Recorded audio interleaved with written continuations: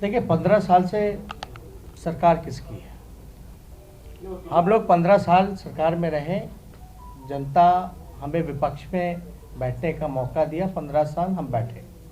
लेकिन अभी सवाल होंगे जो अभी सत्ता में है। पहली बात, मुख्यमंत्री जी का चुनावी प्रचार हम लोगों ने देखा, आपने भी देखा सुना। मुख्यमंत्री जी ने क्या कहा? रोजगार को लेकर के, कारखाने को लेकर के, इंडस्ट्री को लेकर के उन्होंने एक बात कही कि हमने पूरा प्रयास किया लेकिन यहाँ कारखाने नहीं लग सकते, उद्योग, बड़े उद्योग नहीं लग सकते, रोजगार नहीं दिए जा सकते। स्पष्ट है। इस बात को तो हम बहुत पहले से कहते आ रहे हैं कि माननीय मुख्यमंत्री जी रोजगार पे बात नहीं करना चाहते, भूखमरी पे बात नहीं करना चाहते, पलायन पे बात नहीं करना चाहते, गरीबी पे बात नहीं करना चाहते। और ये स्पष्ट हो गया कि बिहार के मुख्यमंत्री अब थक चुके हैं, अब इनसे बिहार नहीं संभल रहा। मुख्यमंत्री जी हवाला देते हैं कि बिहार जो है समुद्र किनारे नहीं है, मतलब लैंडलॉक्ड स्टेट है। इससे पहले भी कितनी मीलें लग चुकी हैं बिहार में, जो कि इनके शासन में बंद हो गई हैं। कारखाने, लालू जी जब रेल मंत्री थे यूपीए के समय में 3 कारखाने के अलावा चौथा कारखाना आप बता दीजिए। मढ़ौरा का कारखाना, परसा का और मधेपुरा का, इसके अलावा चौथा कारखाना कहाँ है भैया? लगे कि नहीं लगे? यानी मुख्यमंत्री खुद स्वीकार कर रहे हैं कि अब उनसे होने वाला नहीं है। उन्होंने हाथ पूरी तरीके से हाथ खड़े कर दिए। और जो हम बात कर रहे हैं, आप बताइए कि 4.5 लाख नौकरियां रिक्त पड़ी हैं कि नहीं पड़ी है? बिहार आगे तरक्की कैसे करेगा? पहले तो रिक्त पदों को भरना पड़ेगा, और हमको अगर अव्वल टॉप स्टेट्स में आना है इस देश के, तो आपको तो नेशनल एवरेज जो है उस पर कंपीट करना पड़ेगा। तो उन मानकों को देखते हुए हम लोग जो है पूरी तरीके से फिजिबल है डूइंग। 24,000 करोड़ रुपए मुख्यमंत्री जी का जल हरियाली योजना में लगता है। कहां खर्च हो रहा है किसी को नहीं पता। सरकार का ठीक है, ग्रेजुअली जो है हमेशा बजट बढ़ता रहा है, चाहे किसी भी स्टेट का देख लीजिए, किसी भी केंद्र का देख लीजिए। लेकिन कोई भी बजट का वो मिनिस्ट्री जो है कितना पैसा खर्च कर पाती है? सरेंडर कर देती है सारा पैसा। हम पे आरोप लगाए जाते हैं कि आई एम नॉट एक्सपीरियंस। हम एक्सपीरियंस नहीं थे तो आपने डिप्टी सीएम क्यों बनाया? हम तो लीडर ऑपोजिशन बने। लीडर ऑपोजिशन बनने के बाद या डिप्टी सीएम रहते हुए भी अगर हम काम गिनवा दें, जो सीआरएफ फंड होता है 200 करोड़ रुपए का, जब पथ निर्माण विभाग हमारे पास था, उसको मैंने 1000 करोड़ रुपए कराया। अपने मंत्रालय का बजट, किसी और मंत्रालय का बजट का पूरा पैसा खर्च हुआ ना हुआ, लेकिन हमने एक्स्ट्रा पैसा लेकर के पूरा बजट का पैसा खर्च किया। 53 आरोपी 2010 से फंसे हुए थे, वो हमने क्लियर कराया। केंद्र में किसकी सरकार थी? एनडीए की, फिर भी हमने कराया। हमारी विचारधारा अलग है, लेकिन काम के मामले में जहां आएगा, अगर आप में इच्छा शक्ति है तो सब कुछ संभव है। भ्रष्टाचार का आरोप लगता है हम पे, तो हत्या का भी मुकदमा इन लोगों ने एफआईआर जो है किया, क्या हुआ आप लोग भी देखते हैं। तो दिन भर तो इन लोगों को गाली देना, लालू जी को कोसना, सोनिया जी को कोसना, उल्टा पुल्टा मेन एजेंडा की बात को ना करना। भ्रष्टाचार की बात बता दें, भ्रष्टाचार रोकने के लिए वर्किंग जितने डिपार्टमेंट थे हमारे अंदर, नोडल डिपार्टमेंट पथ निर्माण था, चाहे इरिगेशन हो, ग्रामीण कार्य विभाग हो, भवन बिल्डिंग डिपार्टमेंट हो, उसका नोडल डिपार्टमेंट कौन था? पथ निर्माण। कई पत्रकार हैं जो कवर करते हैं, जानते होंगे ये।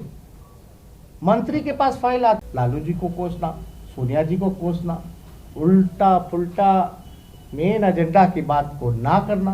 भ्रष्टाचार की बात बता दें, भ्रष्टाचार रोकने के लिए वर्किंग जितने डिपार्टमेंट थे हमारे अंदर, नोडल डिपार्टमेंट पथ निर्माण था, चाहे इरिगेशन हो, ग्रामीण कार्य विभाग हो, भवन बिल्डिंग डिपार्टमेंट हो, उसका नोडल डिपार्टमेंट कौन था? पथ निर्माण। कई पत्रकार हैं जो कवर करते हैं, जानते होंगे ये। मंत्री के पास फाइल आता था ईओटी का, वेरिएशंस का, एस्टिमेट का। अब मंत्री थोड़ी ना तय करेगा कि कौन से बिल्डिंग में कितना छड़ लग रहा है, कितना सीमेंट लगेगा, किस कॉन्ट्रैक्टर को कितना टाइम एक्सटेंशन देना है। हमने कैबिनेट में प्रपोजल लेकर के गए और एक कमेटी बनाई प्रधान सचिव के नेतृत्व में। ये किस लिए? भ्रष्टाचार को रोकने के लिए। फिर भी आप देखिएगा बिहार में पहला डबल डेकर फ्लाईओवर अगर बन रहा है छपरा में, तो वो किसकी बात है? हमारा विजन तो उस समय भी साफ था जब हमारे पास कुछ एक्सपीरियंस नहीं था। एयरपोर्ट, डेडिकेटेड एक्सप्रेसवे, अब उस पर कोई बात नहीं करता। आप बड़े मेट्रो सिटीज में चले जाएं, जब आप एयरपोर्ट से निकलते हैं तो डेडिकेटेड एक्सप्रेसवे होता है, बैंगलोर हो, दिल्ली हो, बॉम्बे हो, हर जगह। तो आप लोगों ने कई हजार किलोमीटर सड़कें जो एसएच की थी उसको कन्वर्ट एनएच में भी करवाया। तो हमें जो जिम्मेदारी मिली, हमने कोशिश की उसको ईमानदारी से निभाने की। कम उम्र भले ही है, हो सकता है नीतीश जी का जितना उम्र है, राजनीतिक जीवन रहा, उसके आधे उम्र के हम हैं, लेकिन इतने कम समय में 2015 से अब तक अनुभव हो चुका है।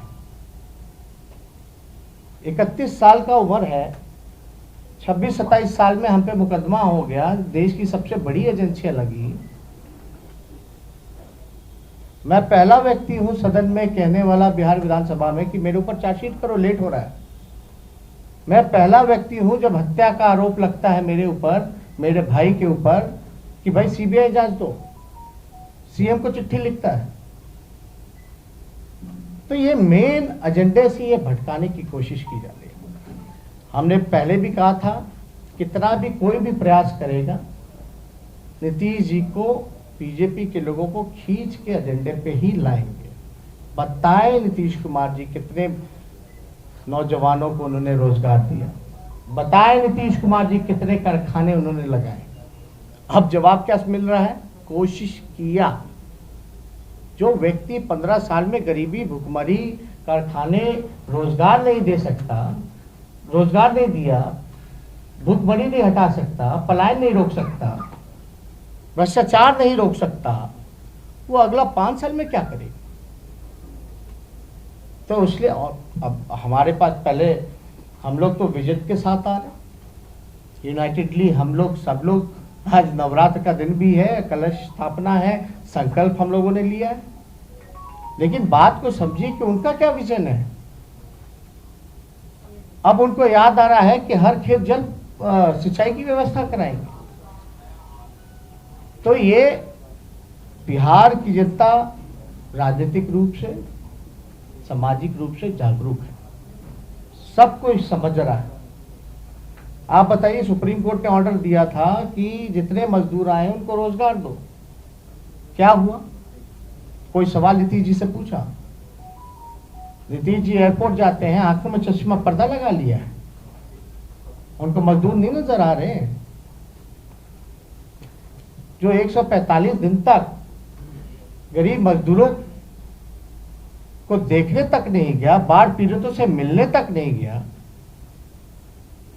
उनको कोई अधिकार नहीं है किसी और से सवाल पूछने का। 1500 किलोमीटर, 2000 किलोमीटर तक बिहार के लोग छाले पड़ गए, 2-2 महीने लग गए। सरकार ने मुंह फेर लिया और आने के बाद हम लोगों ने जब शोर किया, अनुमति मिलती है तो चिट्ठी निकाल देती है बिहार सरकार की, ये आएंगे तो अपराध बढ़ जाएगा, यानी आप अपमानित कर दो। तो इस पे ज्यादा कुछ हमको टिप्पा टिप्पणी नहीं करनी है। नमस्कार, मैं हूं मानक गुप्ता। अगर आपको हमारा ये वीडियो पसंद आया हो तो इसे लाइक और शेयर जरूर करें, और हाँ, हमें सब्सक्राइब और फॉलो करना ना भूलें ताकि आप देश और दुनिया की कोई खबर मिस ना करें। तो जुड़े रहिए हमारे साथ और देखते रहिए न्यूज़ 24।